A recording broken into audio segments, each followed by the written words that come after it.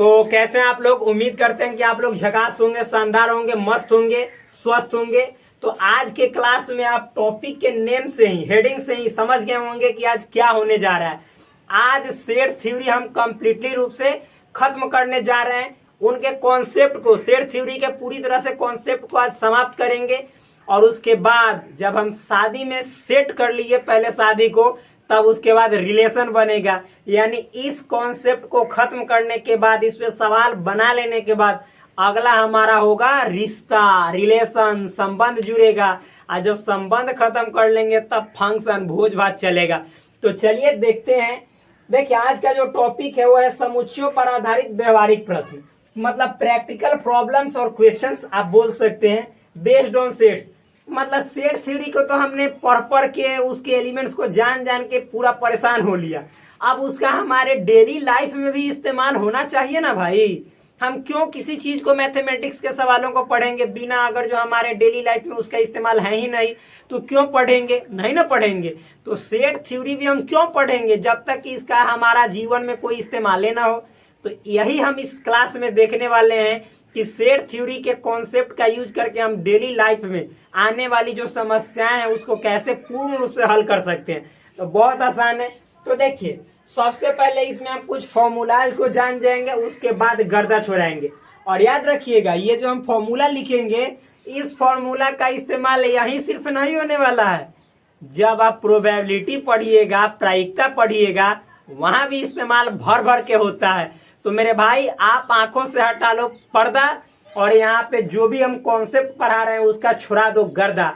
तो प्लीज आप अपने दोस्त को, भाई को सब्सक्राइब से सपोर्ट कीजिए, लाइक कीजिए वीडियो को अच्छा लगे तो, और शेयर जरूर कीजिए और कमेंट भी जरूर कीजिए जो कमी दिखाई दे। तो चलिए शुरू करते हैं। देखिए यहाँ पे हम जो आपको अभी पढ़ा रहे हैं वो है कि हमारे डेली लाइफ में, दैनिक जीवन में सेट थ्योरी का इस्तेमाल कहाँ होता है, कैसे होता है, इसके बारे में।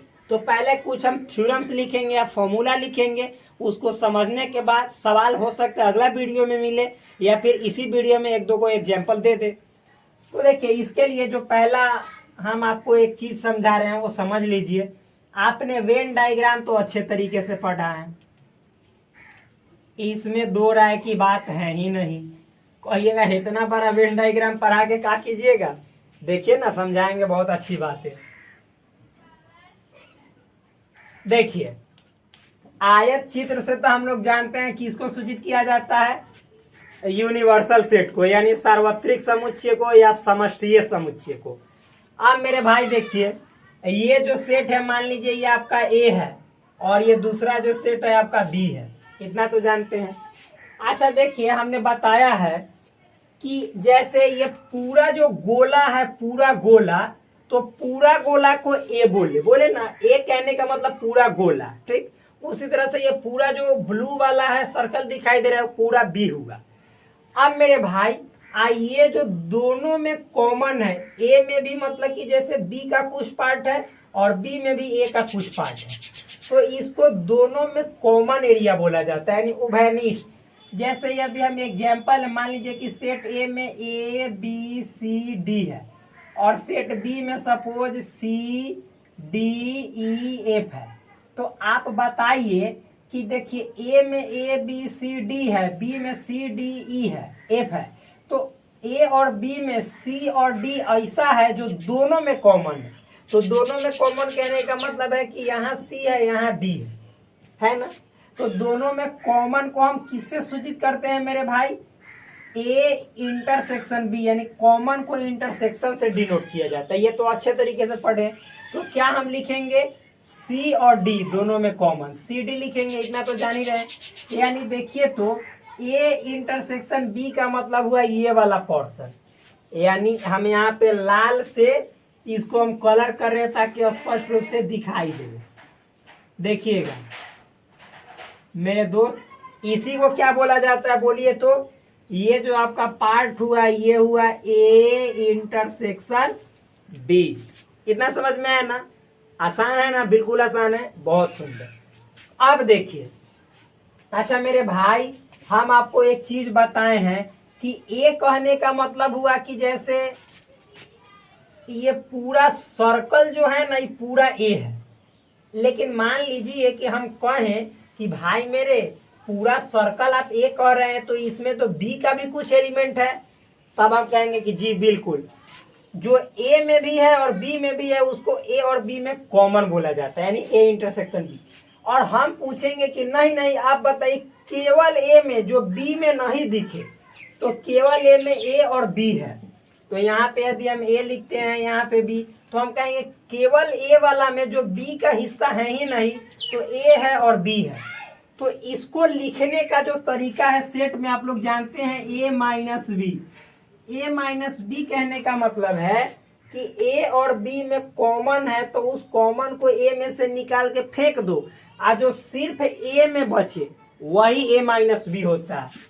यानी इसको हम कहते हैं जैसे ए और बी में कॉमन सी और डी है ना, तो उसको ए में से निकाल के फेंक दो, केवल ए में जो बचेगा उसी को ए माइनस बी बोला जाता है। यानी ए में से बी के कॉमन एलिमेंट को निकाल के फेंक देना।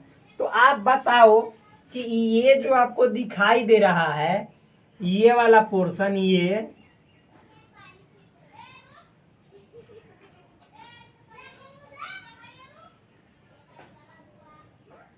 कहिएगा इतना टाइम लगाइएगा, तो ई वाला कंप्लीट पोर्शन को हम बोलेंगे ए माइनस बी। इतना तो समझ में आ रहा है। अच्छा मेरे भाई उसी तरह से इतना जो आपको पार्ट केवल बी में दिखाई दे रहा है तो इसको बोलेंगे केवल बी।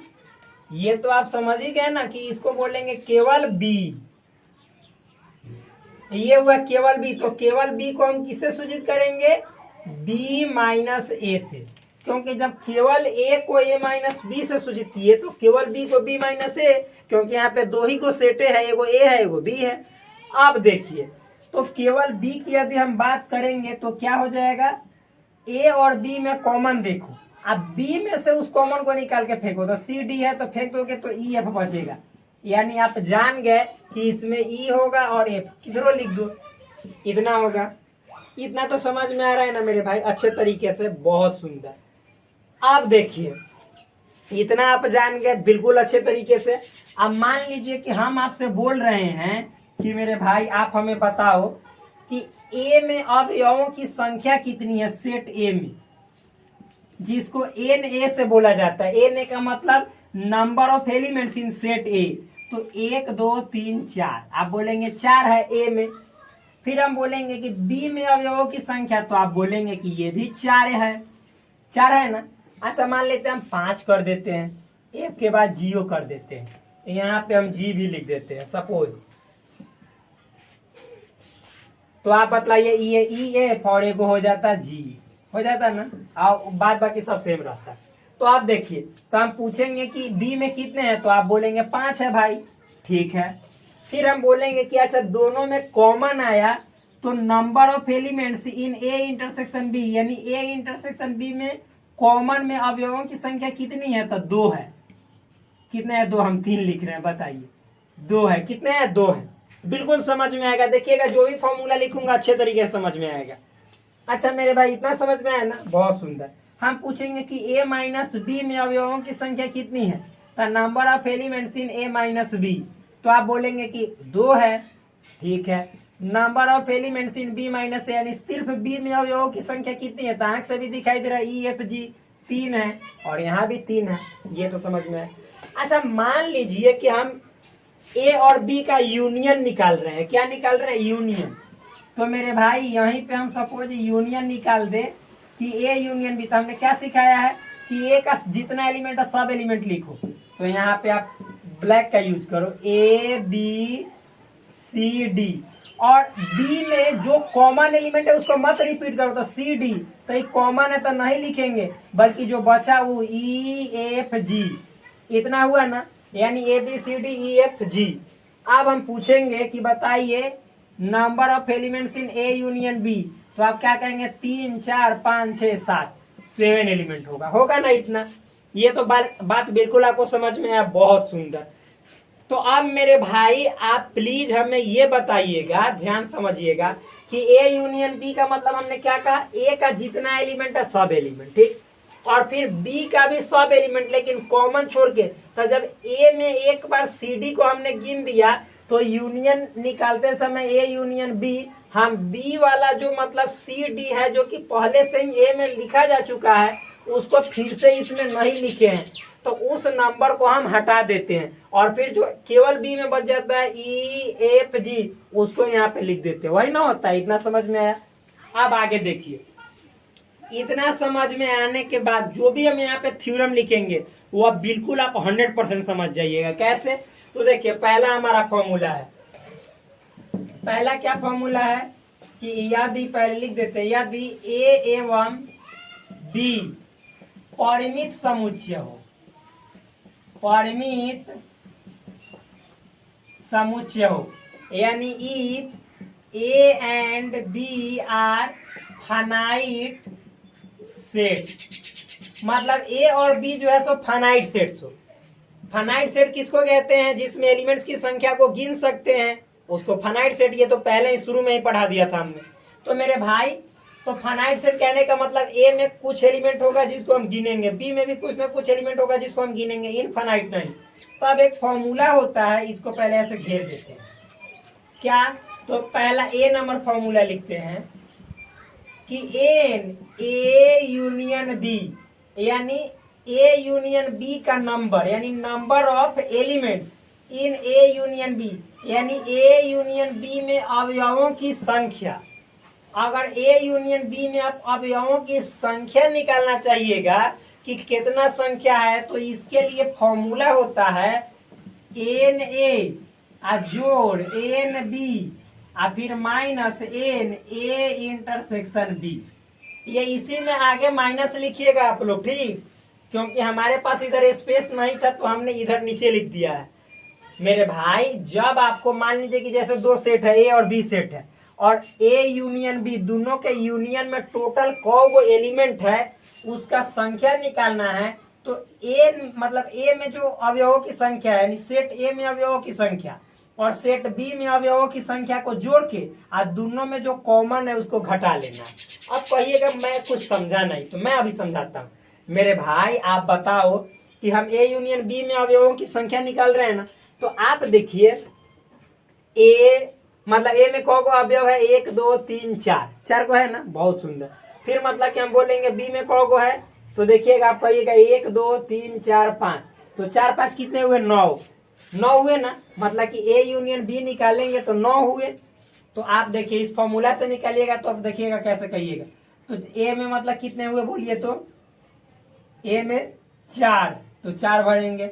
बी में कितने हुए? 5, तो 4 5 9, और फिर दोनों में कॉमन कितने हैं? 2, तो मतलब यहाँ पे कितने हुए? तो यहाँ पे -2 कर दीजिएगा, क्योंकि दोनों में कॉमन वाला एलिमेंट कितने हैं? 2। यहाँ पे देखिए, यहाँ पे 2, तो 4 5 9 में से 2 गया 7, तो 7 बचा। ऐसे हम जोड़े तो 9 आया। तो बिल्कुल सही है, हमेशा 7 ही होगा ए यूनियन बी में। क्यों?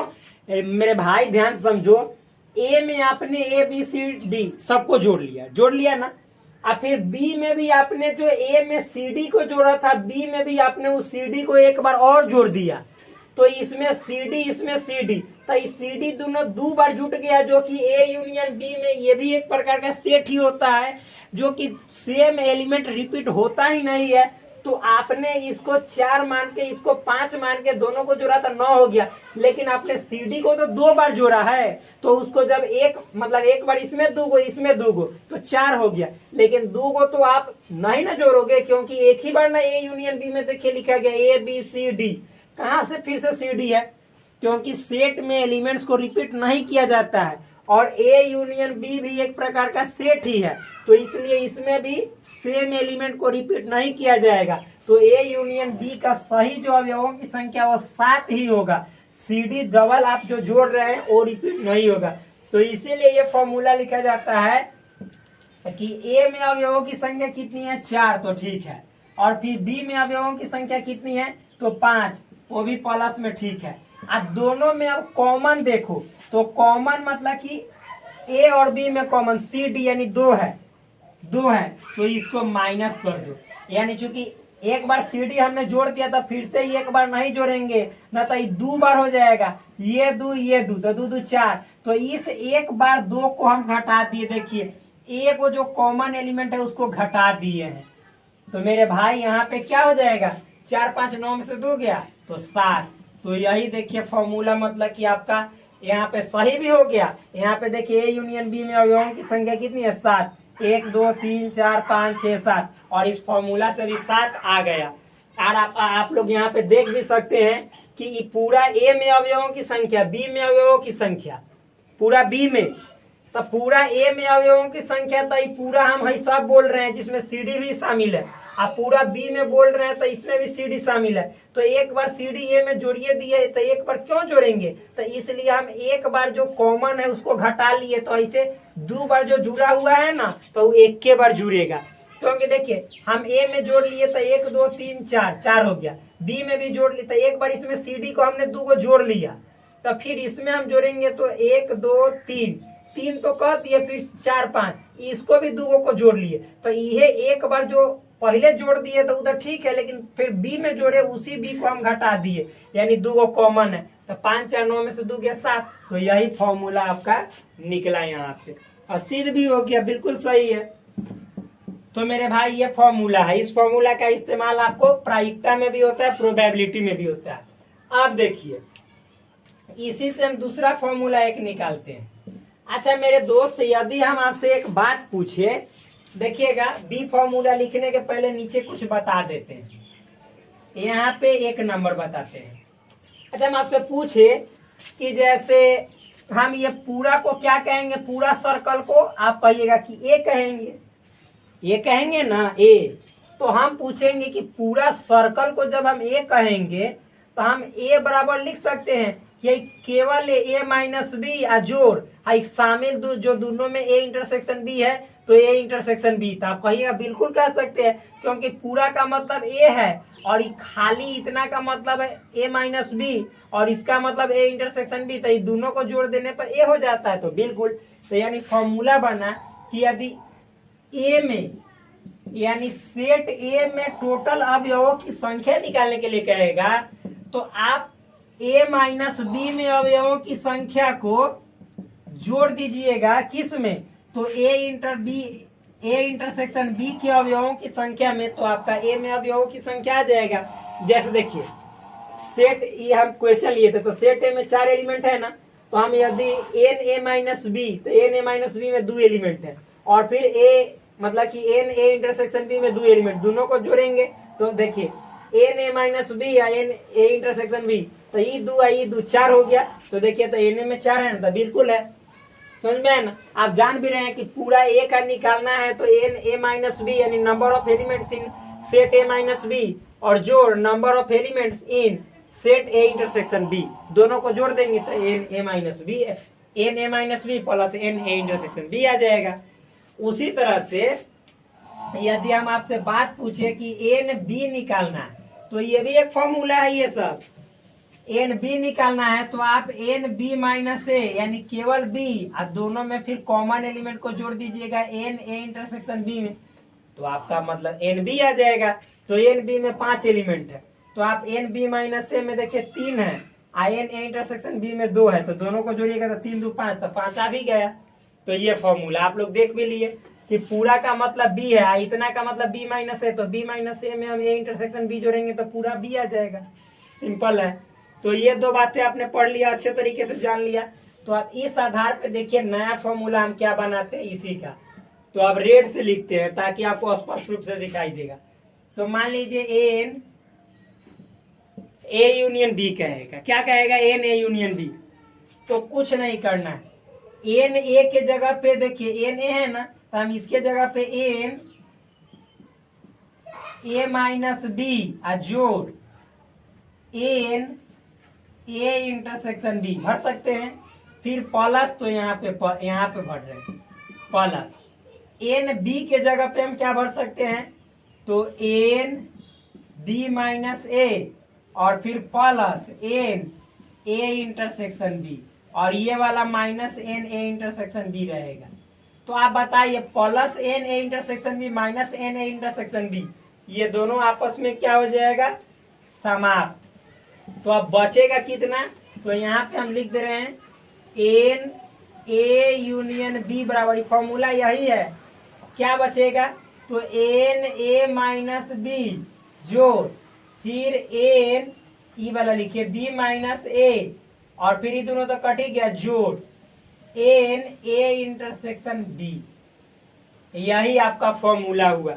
मतलब समझिए, देखिए मेरे दोस्त, जब आप एन ए यूनियन बी निकालिएगा तो एन ए यानी पूरा एन ए, ठीक, फिर जोड़ पूरा एन बी, और इसमें से आप एक बार कॉमन जो दोबारा जोड़ दे रहे हैं उसको निकाल लीजिएगा, एन ए इंटरसेक्शन बी। निकालने का मतलब घटा दीजिएगा। लेकिन जब आप एन ए यूनियन बी सिर्फ इसको जोड़िएगा, केवल ए को, ए माइनस बी को, तो इसको जोड़ना पड़ेगा, इसको इसको इसको तीनों को जोड़ निकालने के लिए इसको जोड़ना पड़ेगा, एन बी माइनस ए को, फिर कॉमनवा को जोड़ना पड़ेगा। तो वही लिखे हैं कि n A minus B plus n B minus A plus n A intersection B, यानी यहाँ पे जुटेगा। क्यों? क्योंकि आपने इसको जोड़ा ही नहीं, केवल इसको जोड़ा और केवल इसको जोड़ा, तो ये तो एक बार छूटिए गया, तो एक बार इसको जोड़ना पड़ेगा। तो ये भी फॉर्मूला होता है। इतना समझ में आया? स्पष्ट रूप से दिखाई दे रहा है ना? देख लेते हैं जी, बिल्कुल झकास तरीके से दिखाई दे रहा है, एकदम मस्त, शानदार, जबरदस्त। तो चलिए, इतना बात आप लोग को अच्छे तरीके से समझ में आया। मैं बहुत ही आप सभी से खुश हूं, क्योंकि आप सभी समझ रहे हैं कि इतनी बात आपको अच्छे तरीके से समझ में आ चुका है। तो मेरे भाई चलिए, ये भी वाला बहुत इंपॉर्टेंट है। एन ए बराबर n A minus B plus n A intersection B, n B बराबर n B minus A plus n A intersection B. ये सभी फॉर्मूला आप जानिएगा, बहुत ही काम करेगा। तो इतना समझ में आया? तो मिटाएं, क्योंकि मिटाएंगे तब तो अगला बताएंगे। तो अच्छा देखिए, ये क्या है, दोनों में कॉमन रहे तो। अच्छा आप ही बताइए, चलिए इसको मिटाते हैं। मिटाएं, मिटा दे रहे हैं।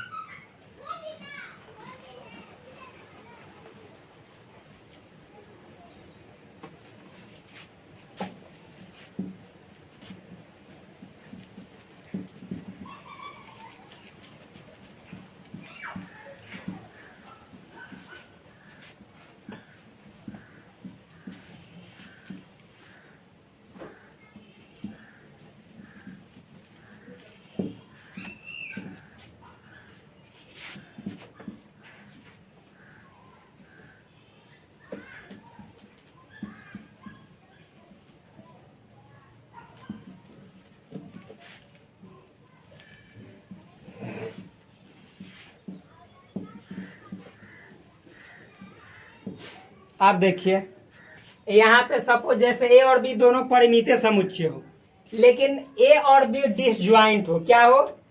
तथा ए एवं बी असंयुक्त हो, असंयुक्त समुच्चय हो, समुच्चय हो, यानी डिसज्वाइंट सेट हो। क्या हो? डिसज्वाइंट हो। तो डिसज्वाइंट कहने का मतलब क्या है मेरे भाई? तो आप लोग जानते ही हैं कि डिसज्वाइंट का मतलब दोनों अपना खिचड़ी अलग अलग पका रहा है, दोनों में तालमेल नहीं है। लड़का इधर घुमा हुआ है, लड़की इधर घुमा हुआ है, कोई एक दूसरे से रिश्ता नहीं है। ये देखिए, ए है, ये बी है, ये तो यूनिवर्सल सेट बेचारा है ही। गार्जियन तो सबको संभालेगा ही, अंदरे अंदरे कहेगा कि अंदरे अंदरे मैनेज कर लो, वरना बाहर होगा तो ज्यादा दिक्कत हो जाएगा। तो देखिए, आप बताइए कि सेट ए सेट बी दोनों में कुछ कॉमन नहीं है। कुछ कॉमन नहीं ना है। मान लीजिए कि जैसे सेट ए में ए बी है, सेट बी में suppose C D E F है सपोज, तो हम पूछेंगे कि एन ए में कितना एलिमेंट, तो कहिएगा 2 गो। एन बी में कितना एलिमेंट, तो कहिएगा 4 गो। हम पूछेंगे कि एन मतलब सॉरी ए इंटरसेक्शन बी दोनों में कॉमन, तो कहिएगा कि कुछ नहीं, खाली। खाली का मतलब 5। तो हम पूछेंगे कि एन ए इंटरसेक्शन बी में अवयवों की संख्या कहोगो, तो 1 को अवयव नहीं, 0 अवयव। इतना तो समझ में आया? तो हम पूछेंगे कि आप बताइए कि ए यूनियन बी में क्या आएगा, तो पहले ए का ए बी आएगा और फिर सी डी ई एफ, क्योंकि कॉमन है ही नहीं। तो हम पूछेंगे कि बताइए इसमें कितना एलिमेंट, तो ए यूनियन बी में अवयवों की संख्या, तो 2 और 2 4 2 6 एलिमेंट। इतना समझ में आया ना? ये तो बात आपको अच्छे तरीके से समझ में आ रहा है। तो मेरे भाई आप बताइए कि जब हम आपसे पूछेंगे कि इसमें बता दीजिए कि जो पहला formula n A union B था, तो हमने फॉर्मूला लिखवाया था n A plus n B minus n A intersection B. तो मेरे भाई एन ए तो ठीक है, n A, plus n B. लेकिन इसमें एन ए इंटरसेक्शन बी, इसमें जब असंयुक्त होगा तो दोनों में तो कॉमन होगा ही नहीं, तो यहाँ पे जीरो भरेंगे तो हो जाएगा n A plus n B. यानी जब आप फॉर्मूला निकालिएगा एन ए यूनियन बी का, एन ए यूनियन बी का, तो आपको फॉर्मूला में आएगा n A plus n B, बस ओनली यही फॉर्मूला आएगा। कब? तो जब आपका ए और बी डिसज्वाइंट सेट होगा तब, यानी अलग अलग खिचड़ी पका रहा होगा तब केवल n A plus n B, ऐसे ही होगा, सिंपल। समझ में आया अथवा नहीं आया तो आप कहिएगा कि बिल्कुल आ गया भाई। और इसमें तो मतलब कि एन, अगर जो आप ए माइनस बी निकालिएगा, ए माइनस बी, तो ए माइनस बी, तो ए माइनस बी का मतलब ए और बी में कॉमन है, तो उसमें से ए में से निकाल के फेंक दो, जो ए में बचेगा उसको लिखो। तो इसमें कॉमन है ही नहीं तो सिर्फ ए बचेगा, बी माइनस ए का मतलब ही केवल बी बचेगा, तो इसमें तो कोई बात ही नहीं है। ठीक, तो चलिए इतना जब आप बात समझ गए अच्छे तरीके से, तो मेरे भाई मुझे लगता है कि आप सभी को ये सभी बातें अवश्य रूप से उतारनी चाहिए, ताकि आपके फेयर में जब हो तो आप उसको दूसरे से कंपेयर करें तो आपका कॉपी नोटबुक एकदम जबरदस्त स्ट्रांग रहे। तो चलिए अब आगे देखते हैं क्या अगला कॉन्सेप्ट। इजी है, सिंपल, हार्ड नहीं है। तो इतना समझ में आ गया अच्छे तरीके से, लाजवाब वे में। अब हम लोग देखेंगे जब 3 सेट रहेगा तब कि क्या होता है 3 सेट रहने पे A union B union C बराबर। तो चलिए इसको मिटाते हैं और लिखते हैं 3 सेट वाला। 3 सेट का गेट खोलते हैं, हम देखते हैं अगला फॉर्मूला क्या है जिसमें 3 सेट हो। तो देखिए यहाँ पे लिखेंगे, या मतलब जब ए बी एवं सी कोई 3 परिमित समुच्चय हो, मतलब क्या हो, 3 फाइनाइट सेट हो, फाइनाइट सेट हो। इसके लिए फिगर हम यहाँ पे छोटा सा ड्रॉ कर लेते हैं, ताकि जो बड़ा हमको फॉर्मूला में प्रूव करना पड़े तो कोई प्रॉब्लम नहीं हो। तो ये आयत चित्र आपको किसको शो करेगा, यूनिवर्सल सेट को। यू हमने लिख दिया, 3 सेट यहाँ पे बना दिया, एक ए है, बाद में लिख देंगे सबको, एक बी है, एक सी है। अब इन तीनों सेट में यदि आपको फॉर्मूला पूछे कि n A union B union C का फॉर्मूला बताओ, तो आप simple n A plus n B plus n C minus n A intersection B minus n B intersection C minus n A intersection C चाहे C intersection A plus n A intersection B intersection C. Normal formula, बहुत easy formula, hard थोड़े ही है, बहुत normal. अब देखिए जब इतना आपको फॉर्मूला हो गया, तो अब मेरे भाई देखिए हम इसको सबसे पहले आपको किससे बता देते हैं। तो मान लीजिए कि हम सेट में एलिमेंट मान कर इसको प्रूव कर देते हैं, ताकि आपको आसानी रहेगी। उसके बाद इस फॉर्मूला को ना हम ऐसे प्रूव करेंगे जैसे आपने पहले, इससे पहले कभी जाना ही नहीं था। तो सबसे पहले देखिए, मान लीजिए सेट ए है, उसमें ए बी सी एलिमेंट है। सपोज सेट बी है जिसमें मान लीजिए कि सी डी ई एलिमेंट है, एफ एलिमेंट है। एक सेट सी है, उसमें मान लीजिए कि आपको सी, फिर बी और ई और जी एच एलिमेंट है, इतना एलिमेंट है। तो अब हम आपसे पूछेंगे कि बताइए तो एन ए में कौ गो एलिमेंट है। आप कहिएगा 1 2 3 गो। हम पूछेंगे एन बी में कौ गो एलिमेंट है, तो कहिएगा 4 गो। अरे भाई 4 गो दिखाई दे रहे हैं ना। फिर उसी तरह से हम कहेंगे एन सी में कौ गो एलिमेंट है, तो 2 2 4 1 5 गो, 5 एलिमेंट्स है। सिंपल है, हार्ड नहीं है। आप देखिए यहाँ पे हम निकालते हैं आपको ए इंटरसेक्शन बी, ए और बी में कॉमन, तो केवल सी ए तो दिखाई दे रहा है। तो हम पूछेंगे कि एन ए इंटरसेक्शन बी में कितना एलिमेंट है, 1 एलिमेंट है। फिर उसी तरह से बी इंटरसेक्शन सी, बी और सी में कॉमन, तो बी और सी में कॉमन कौन कौन है, तो सी है, फिर उसके बाद ई है, बस 2 ही तो है। तो यानी सी कॉमा ई। तो आप कहिएगा कि बस इसमें आप पूछ रहे हैं, तो इसमें तो 2 ही गो एलिमेंट है, तो ठीक है लिख दिए। फिर उसके बाद ए इंटरसेक्शन सी, ए इंटरसेक्शन सी, ए और सी में, किसमें किसमें, ए और सी में। तो आप ही बताइए ए और सी में कितने हैं। तो ए बी सी, इसमें सी बी, फिर देखिए बी है भी कॉमन, सी है भी कॉमन, इतना है। तो मेरे भाई बी और सी कॉमन है, तो हम पूछेंगे कि कितने एलिमेंट है। तो एन ए इंटरसेक्शन सी में 2 एलिमेंट है। अब यदि हम तीनों की बात करें, A intersection B intersection C, तो ये तीनों में कितने एलिमेंट है, कॉमन कॉमन। तो पहले आप कहिएगा कि पहले कॉमन एलिमेंट की संख्या क्यों निकाल रहे हैं, पहले कॉमन तो बताइए। तो तीनों में कॉमन देखिए सी है, तो हम यहाँ पे लिख लेंगे सी। तो हम पूछेंगे एलिमेंट्स की संख्या बताइए, तो आप कहिएगा कि इसमें एक एलिमेंट है, तो एक लिखेंगे, एक लिखेंगे ना, यहाँ पे हम एक लिखेंगे। ठीक, ऐसा समझ में आया। अब मेरे भाई जब इतना आपको समझ में आ गया, तो अब देखिए इस फॉर्मूला पे हम सेट करते हैं, एक एक चीज को हम सॉल्व करते हैं। तो आप देखिए ये आरएचएस है, n A intersection B, sorry n A union B union C. तो n A union B union C में कितने एलिमेंट्स हैं, तो आप बताइए। तो कहिएगा कि अरे यूनियन तो निकाल भी नहीं किए, यूनियन यहाँ पे निकाल लीजिए, यहीं पे निकाल लीजिए, यहीं पे A union B union C. तो A union B union C का मतलब क्या होता है, सबसे पहले एक एलिमेंट जितना है उसको लिख दो, ए बी सी, फिर बी के एलिमेंट लिखो। तो सी, तो सी तो पहले लिख दिया, तो फिर से नहीं लिखेंगे। डी तो जी लिखेंगे, ई एफ, फिर सी के एलिमेंट, तो सी तो हमने लिख दिया, तो फिर से नहीं लिखेंगे। बी, तो बी लिख दे तो नहीं लिखेंगे, ई भी लिख दे तो नहीं, जी एच, बस हो गया। अब इसमें पूछेंगे कि एलिमेंट बताओ, तो आप कहोगे कि 1 2 3 4 5 6 7 8 एलिमेंट है। अब चलिए हम इस फॉर्मूला को प्रूव करते हैं कि बात सही है कि ना।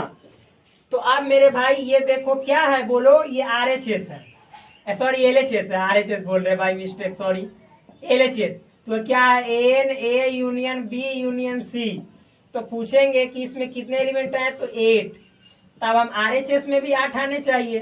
तो देखिए आरएचएस में क्या है, n A plus n B plus n C minus n A intersection B, फिर minus n B intersection C minus n A intersection C plus n A intersection B intersection C. अच्छा, नीचे वाला दिखाई दे रहा है ना स्पष्ट रूप से, कहाँ दिखाई दे रहा है, नहीं दिखाई दे रहा है।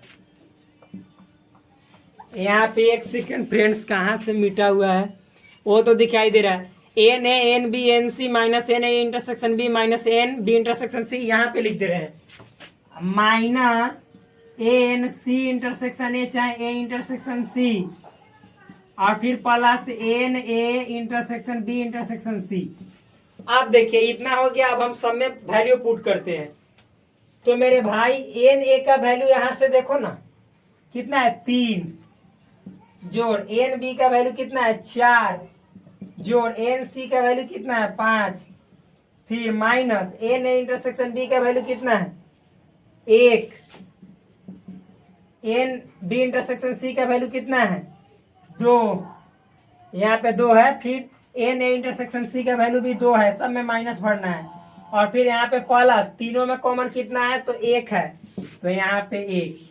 अब आप ही देखिए 4 3 7 7 5 12, 4 3 7 7 5 12, और 12 में 1 जोड़ेंगे तो 13, 13 में से कितना घटाना है, तो 2 2 4 1 5, तो 13 में से 5 घटाएंगे तो कितना बचेगा, 8। तो देखिए तो एलएचएस में 8, आरएचएस में 8, यानी एलएचएस बराबर क्या आ गया, आरएचएस। बात हो गया प्रूव। सिंपल है, वेरी इजी, बहुत सिंपल है, आसान तो है, हार्ड थोड़े ही है, और दिखाई भी दे रहा है पूरा एक एक चीज।